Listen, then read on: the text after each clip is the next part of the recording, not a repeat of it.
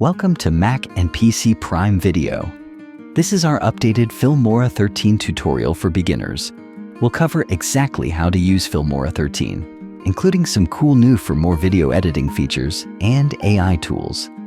So you can get started with Wondershare Filmora 13 quickly and easily. While Filmora works on both Windows and Mac, I'm going to be taking you through on a Mac, but the process is the same on Windows too. Okay, so this is the first thing you'll see when you open up Filmora 13. So any of the previous projects that you've been working on will be shown down the bottom here where it says Recent Projects. Over here is where you create a project, and up here is where you would create a new project. But before you do that, you'd want to set the aspect ratio of the type of video you'll be making. Whether that's for social media, you might choose Instagram 1:1 or something similar. But today we're going to choose 16:9 widescreen, and then we're going to click Create New Project. So this is the overall Filmora interface up in the top left corner here. We've got all our media area, which is all of our project files, and all our video assets and things we're going to use in our video. Next to that, we've got Filmora stock media. You'll also find that they will have stock audio as well on stock music that you have access to. Next audio, we've got the titles. We head to the next one. It transitions and keep going. We've got effects over here. Next one, filters. You've also got stickers, lots of things, lots of presets. They've also got full templates, which just have a few more moving parts and elements. You've also got some split screen options over here, which could use and add multiple different videos into those areas if you would like. But I'm just going to leave this one back in the media tab for now. This big block area over here, which you've already seen, my template in this, is where we're going to watch the magic unfold and preview our masterpiece as we edit down here. We've got our playback controls to play a video or stop our video, move forward, or frame or back or frame while we're editing. Then just over here, we can really maximize our playback, so we can enter full screen mode if we wish. We can adjust our overall volume. We can take a snapshot or a screenshot of our video as well. And we can even save out a JPEG from our video if we wanted to do that. And next, if we head down to this area, the timeline just at the top, we've got a whole lot of different settings we can work with here. We can render a preview to our footage. We can add markers, which can be really cool indicators to just remind yourself where certain things are in the edit. You can record a voiceover over footage, use an audio mixer to really dial in, disable timeline, snap. That means your playback head can just snap to the end of your clip. Again, I can show you how that works. Zoom to fit into timeline so you can see all your footage down here. And you've got to zoom in. Zoom out function here, where you can really get granular on what you're doing in your edit. Again, I'm going to be showing you how all these work. This one's called an audio indicator. Now, I always like using this one and clicking that one to be on so you can see what your audio looks like as you're editing. So that just fits into that space nicely. And just before we do start, there is one other thing that we should do before we begin, and that is go up to File here, go to Project Settings, and you just want to double check your project settings before you get started. We've got 16:9. We selected that earlier. If you did change your mind, you want to change it, you could do so here. Resolution is currently at 1920 by 1084 HD. That is just fine. But again, if you wanted to feel some other custom resolution, you could do so. And the frame rate, this is also where you can choose your frame rates. I'm going to leave it at 25, and your color space SDR is just fine for us. So we're going to leave that all as is and hit. Okay, we're going to jump in and import all our video files. So we want to come up here, want to make sure we're on My Media, and then I like to be on Project Media, and then import media files. And then I'm just going to locate the shots I want. Now you can select just one clip at a time, or you can hit Shift and select the bottom clip, and then get all of your clips to import at once. Right now, I've imported all my media. You can see that they appear here now. So once you've got all your files in, the next step is to import your primary footage into the editing timeline. So we're going to grab our clip here, make sure one is selected, click and drag it down into our timeline. Yeah, and I'm going to bring it right to the start. Now, and we've pulled our main footage down onto the timeline. We can start editing down our video. You can see it on the bottom. And now it actually gives us a preview of the video file in this section here to see what's going on. And it also gives you a bit of a snapshot of the audio waveforms. It's really cool to be able to see waveforms, because at a glance, you'll be able to easily remove the sections where you're not speaking. And it's just a super fast way to edit. That is the next step. Then let's go through our footage, remove any bad takes, any mistakes, or anything that we don't want to have in our finished video. I'm going to zoom in, and there's a couple of ways to do that. Even you can head over to your slider here, and that will zoom in. Or I like to use hotkey on my keyboard sometimes, and I use Command+ to zoom in, or minus to zoom out. Let's just zoom in a little bit, and then we can move around our timeline nice and easily and locate the section where we want to trim our clip up. Let's go ahead and tidy up my main footage here and edit out all the sections that we don't want. So if I just click and hold on the playback head here, I want to start right about here. Now, if I select my clip, there's a couple of different ways I can trim this. I can head to my scissors and click that and hit split, and then select anything to the left and just hit delete, and then it will trim my paste like. So I'm just going to hit mute and press a spacebar to play. And you can see that is perfect. I'm just going to hit undo Command Z. Another way we can do it is we go to the very beginning of the clip, and if I just hover the mouse at the very start of the clip, you can see here the icon is changed to this trim tool.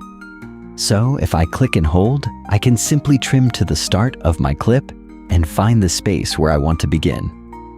I'm really happy with that. What you want to do now is just go through your video, scrub through, and find all those sections where perhaps I'm not speaking, and there's a bit of a gap. Now, another way to do this same function of splitting clips or trimming clips is on the scissors here on your cursor. You can see that you can just click that, and it will split it as well. So that's a really quick and easy way to cut off your clips. So now that our main piece of footage is cut into different sections, and as you can see here by the title says Video 1, that means there's 3 different clips.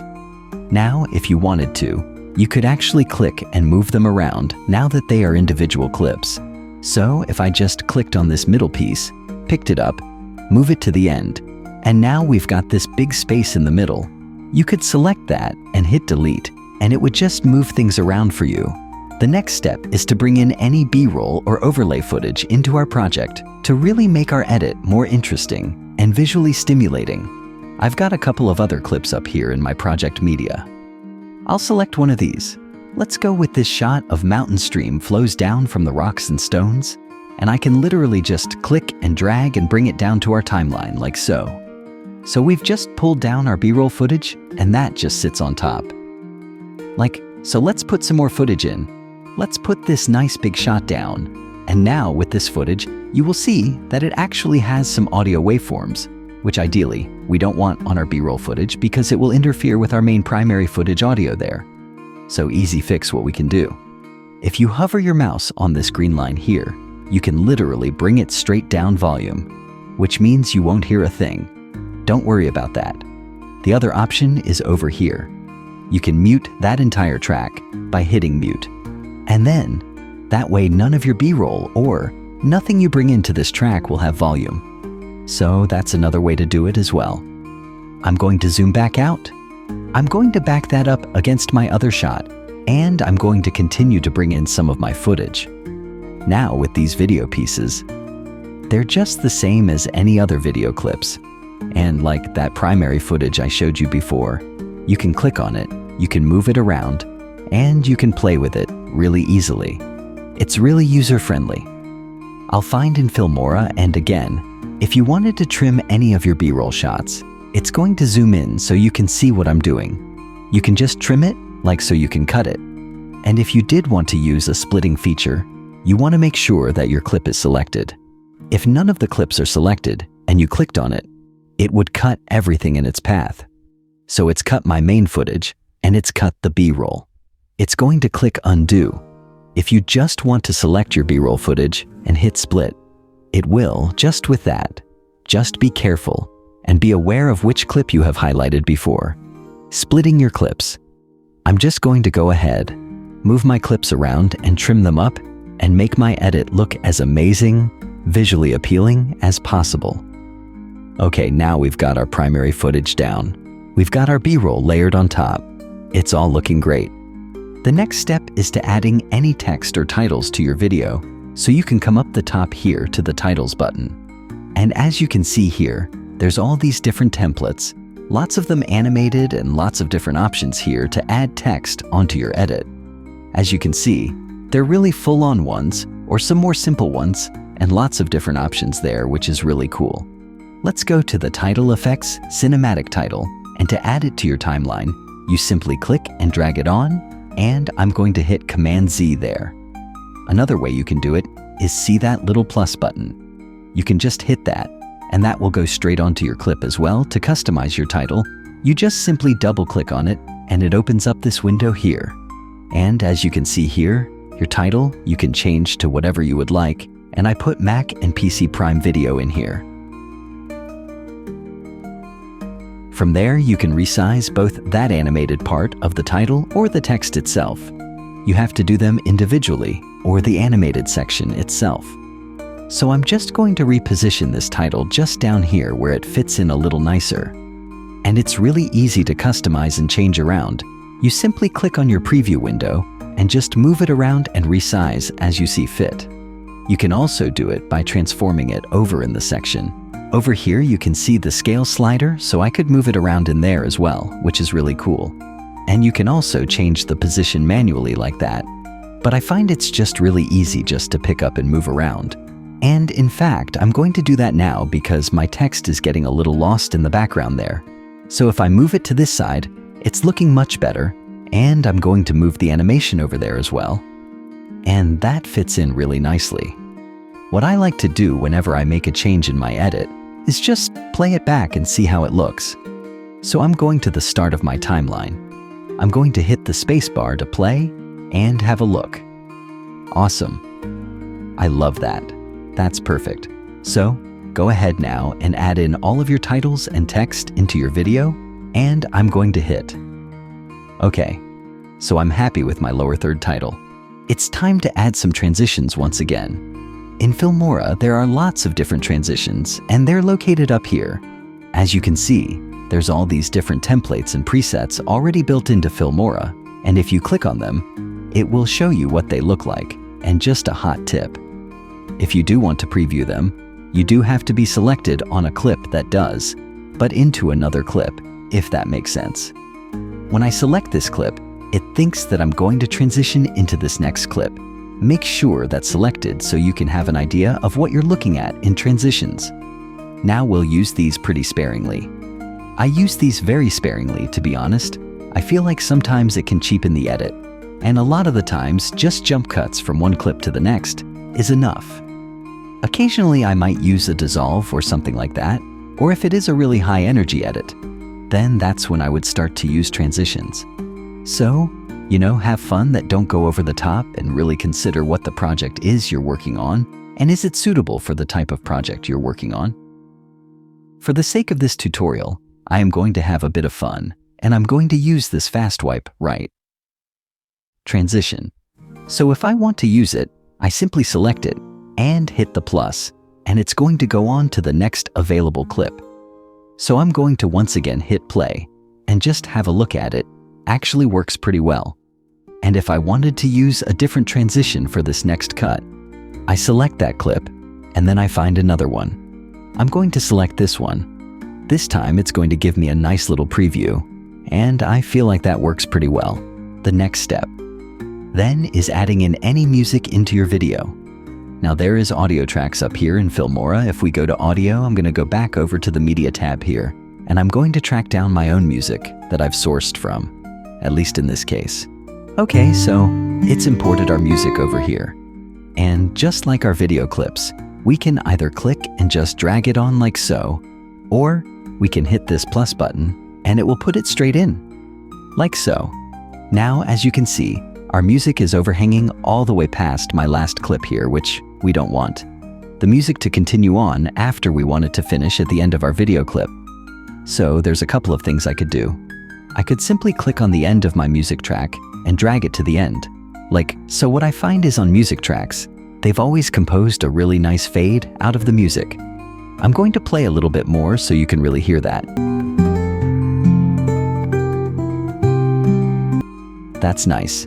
So I actually want that part of the song to be finishing at the end of my video clip. So what I'm going to do is trim the beginning of the music track. It doesn't have to be perfect at this stage. Just trim it a fair bit so that you can then click on your music track, slide it to the left until that outro piece is matching up to the end my clip. And that is just a really smooth way to mix your audio when you're editing. So make sure the end of the music track is at the end of your edit. The next step, add some video effects once again. In Filmora, there are lots of different effects, and they're located up here.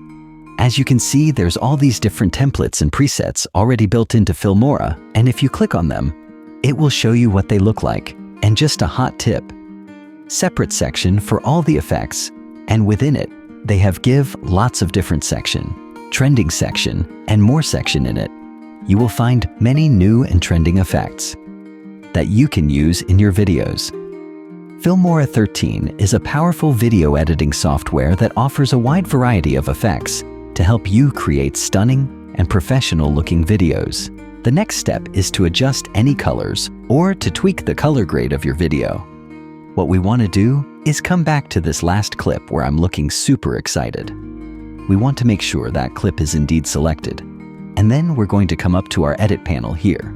We click on that, and then we want to make sure that we're in the color tab up here. And so in this section, this is where we can change all our colors and make our primary footage, or any footage that you choose to look as great as it can be in terms of brightness, contrast, temperature, all of those great things that can make your shot look fantastic in here. We do have a heap of presets. If I click on some of these, you can see that it applies like a cinematic filter. This Batman, if it suits your video, then go ahead, go for it.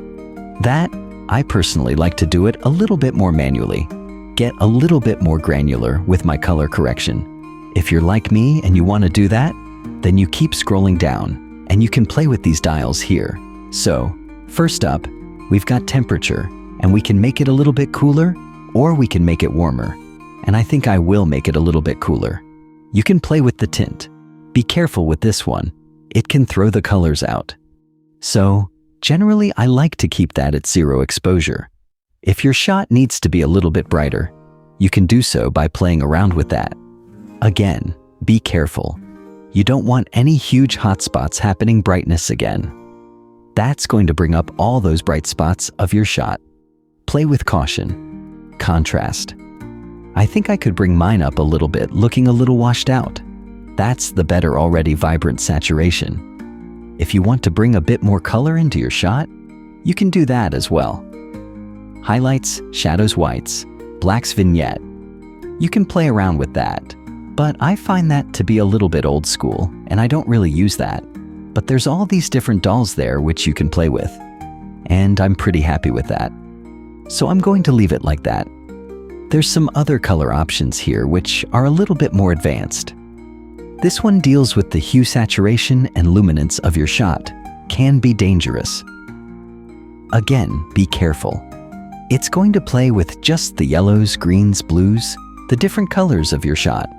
Go ahead, try it out if you like. But you don't want to go over the top with any of these more advanced features. But once you're happy, you've doubled in the colors and the contrast and everything like that for your shot, you can either hit OK, and that will just save it to that clip.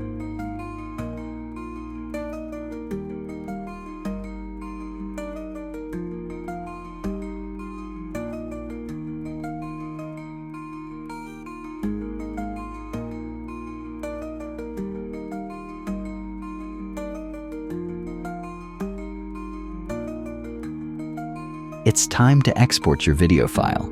You can just come up to this export button top right screen, click on that, and then we'll bring you to this window.